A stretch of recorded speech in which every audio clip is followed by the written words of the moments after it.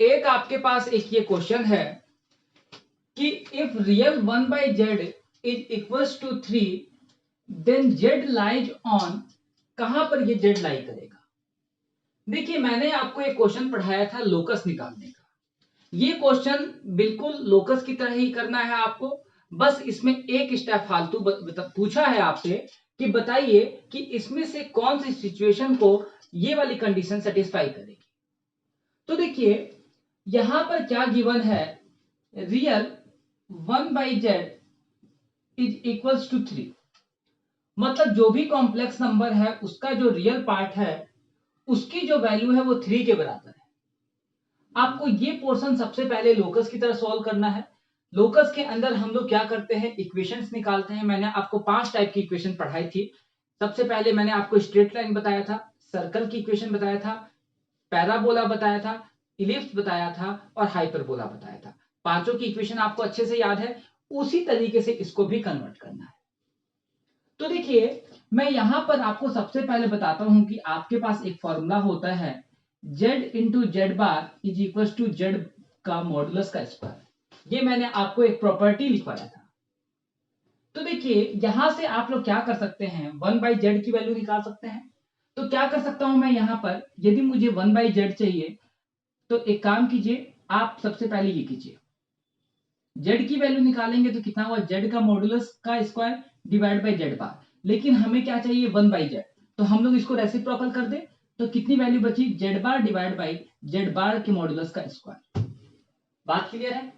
तो बच्चों यहां पर मैं क्या कर सकता हूं, real z bar divide by z बार के z का मॉडुलस का स्क्वायर इज इक्वल्स टू 3। बात क्लियर है। चलिए अब मैं क्या करता हूं, इसकी वैल्यू निकालता हूं, इसकी वैल्यू कितनी आएगी। अब देखिए आपको एक बात पता है कि जब भी हमारे पास कोई भी कॉम्प्लेक्स नंबर होता है हम लोग क्या बोलते हैं, z equal to X plus iota Y, यही यूज करके चलते हैं। तो अकॉर्डिंग टू दिस हम लोग क्या क्या निकाल सकते हैं, जो जो रिक्वायरमेंट है, z बार की वैल्यू कितनी हो गई, x minus iota Y, z bar की वैल्यू, z बार के मॉडुलस की वैल्यू कितनी हो गई, मतलब z के मॉडुलस की वैल्यू कितनी हो गई, X square plus Y square. जो आपकी रिक्वायरमेंट है वो काम कर रहे हैं हम लोग। तो देखिए यहां से हमारे पास इसका अंडर रूट होता है, तो यहां से यदि हमें इसका स्क्वायर चाहिए तो कितना हो गया, X square plus Y square, modulus का फॉर्मूला अप्लाई कर दिया। तो यहां पर आप इसको सॉल्व कीजिएगा तो क्या हुआ, रियल इस पूरे की वैल्यू कितनी हो गई, एक्स माइनस आयोटा वाई, यहां से डिवाइड बाई इस पोर्शन की वैल्यू कितनी हो गई, X square plus Y square is equal to 3।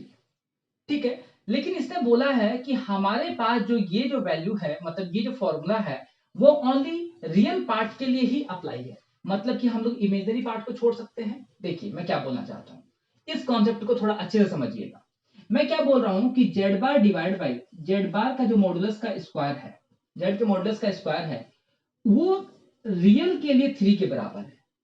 ठीक है, हमारे पास ये टोटल वैल्यू जो आई वो कितनी आई, मैं अभी टोटल वैल्यू बताता हूं। टोटल वैल्यू जो आई वो कितनी आई, चेक कीजिए, x minus iota Y divide by modulus कितना है आपके पास, X square plus Y square, modulus का स्क्वायर। यदि आप लोग इसको लिखेंगे तो क्या लिखेंगे, x upon X square plus Y square minus में y upon X square plus Y square into iota. बात क्लियर है। लेकिन इसने बोला है कि आपको जो यूज करना है वो ओनली इमेजिनरी रियल यूज करना है, तो हम लोग यहां से इमेजिनरी पोर्शन को हटा दे, मतलब कि क्या हुआ, x upon X square plus Y square, इस पूरे की जो वैल्यू हो गई वो किसके बराबर हो गई, 3 के बराबर हो गई। इमेजिनरी को हमने छोड़ दिया क्योंकि हमारे पास कंडीशन भी एक ही बात था, रियल। अब आप लोग क्या कर सकते हैं, यहां से इस इक्वेशन को सॉल्व करेंगे तो 3x square plus 3y square कितना हो गया, इज इक्वल टू एक्स। तो यहां से देखिए बच्चों, x square plus 3y square minus में x इज इक्वल टू 0।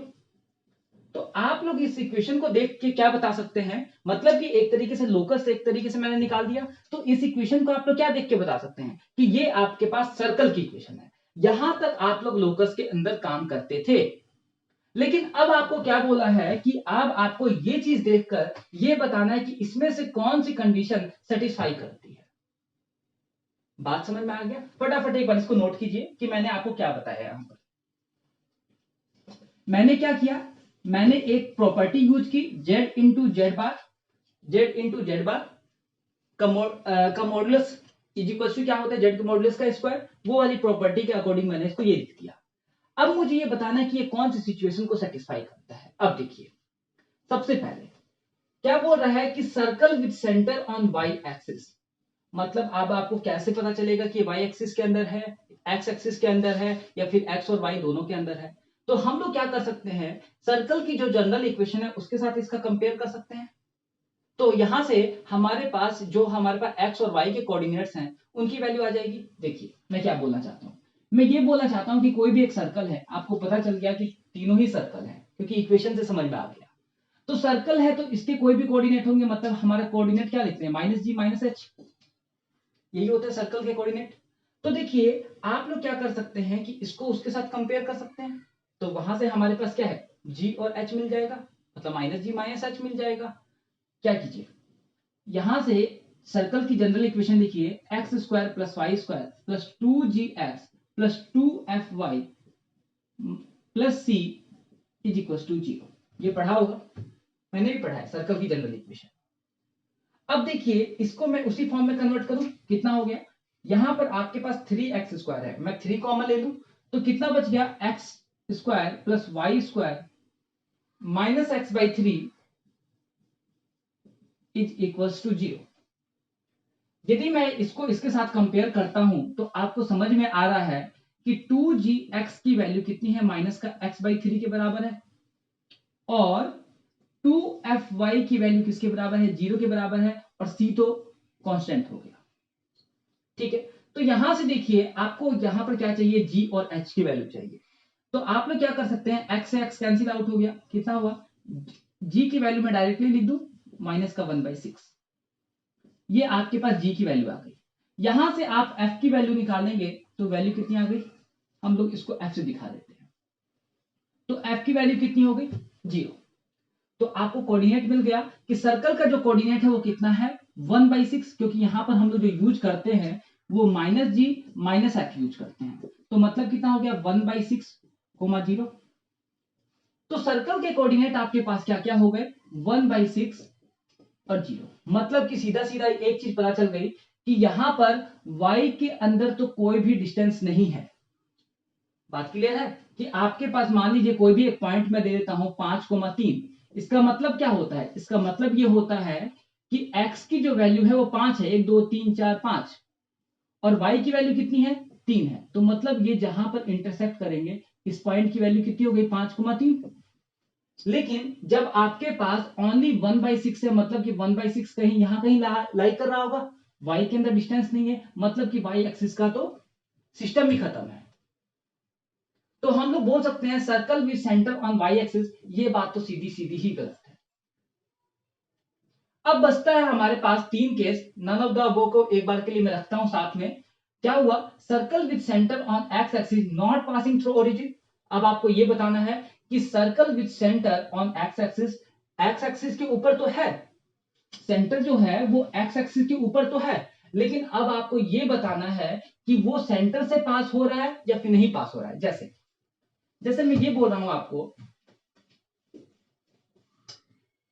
कि आपके पास एक लाइन है जहां पर आपको वैल्यू मिल गई 1/6, एक्स की वैल्यू मिल गई और वाई की वैल्यू कितनी है, 0। तो अब आपको यह बताना है कि ये जो है पॉइंट जो है, सर्कल यहां पे भी बन सकता है, ठीक है, सर्कल आपके पास यहां भी बन सकता है, और सर्कल आपके पास कहीं और भी बन सकता है, मुझे नहीं पता। सेंटर बोला हुआ है तो ऑब्वियसली सेंटर के ऊपर ही बनेगा, तो हम लोग बोल सकते हैं कि एक सर्कल हमारे पास ये बनेगा। लेकिन अब आपको ये बताना है कि ये जो पॉइंट जो आया है 1/6 0, ये कौन सी कंडीशन को सेटिस्फाई करता है, इसको या फिर इसको। तो हम लोग क्या कर सकते हैं, जब भी आपके पास ऐसा केस मिलता है कि find the circle with centre on x axis not passing through origin और पासिंग थ्रू ओरिजिन, यदि मैं बोल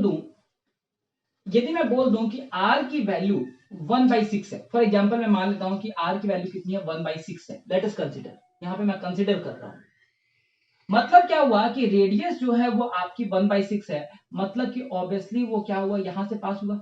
रेडियस का मतलब ये होता है। देखिए अब मैं बात करता हूं कि हम लोग ये रेडियस कैसे फाइंड आउट करते हैं, किस तरीके से वैल्यू को हम लोग निकालते हैं। तो किसी भी सर्कल का सेंटर निकालने का तरीका क्या होता है, क्या फॉर्मूला होता है, सबसे पहले आपको उस चीज का पता होना चाहिए। तो हम लोग जो फॉर्मूला जो यूज करते हैं वो क्या यूज करते हैं, G square plus F square minus C is equal to 0।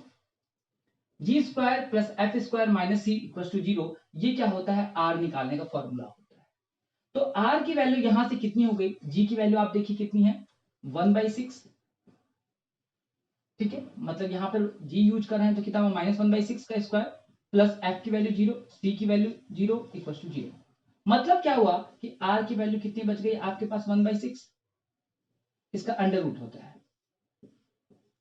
तो कितनी वैल्यू बच गई आपके पास, 1/6। मतलब कि आर की वैल्यू जब आपके पास 1/6 बन गई, मतलब कि उसका जो रेडियस है वो कितना हो गया, 1/6। और जब वो 1/6 यहां से लेकर, देखिए ये आपके पास कोऑर्डिनेट एक्सिस थी और आपके पास ये जो डिस्टेंस है वो कितनी है, 1/6 है। तो ऑब्वियसली जो सर्कल है वो कहां से पास हो रहा है, सेंटर से पास हो रहा है। तो देखिए रियल में हमारे पास क्या था कि कॉम्प्लेक्स नंबर था, उस कॉम्प्लेक्स नंबर को हम लोगों ने सॉल्व किया। सॉल्व करने के बाद हम लोगों ने उसको कोऑर्डिनेट फॉर्म में चेंज किया एंड देन हम लोगों ने यहाँ पर सर्कल का कॉन्सेप्ट यूज किया। क्या क्या, एक तो जनरल इक्वेशन से कंपेयर किया, दूसरा हम लोगों ने फॉर्मूला अप्लाई किया, G square plus F square minus C का अंडर रूट रेडियस को निकालने के लिए। बात समझ में आ गई। तो यहां से हमारे पास जो आर की वैल्यू आई, तो उस आर के बेसिस पे मैंने ये बता दिया कि ये क्या करेगा, पूरा सेंटर से पास होगा। क्यों, क्योंकि रेडियस जितनी यहां पर होगी उतनी रेडियस यहां होगी, जितनी इधर उतनी इधर। मतलब क्या हुआ कि यहां पर circle with centre on x axis passing through origin, ये हमारा करेक्ट हो गया। बात समझ में आ गई। ओके।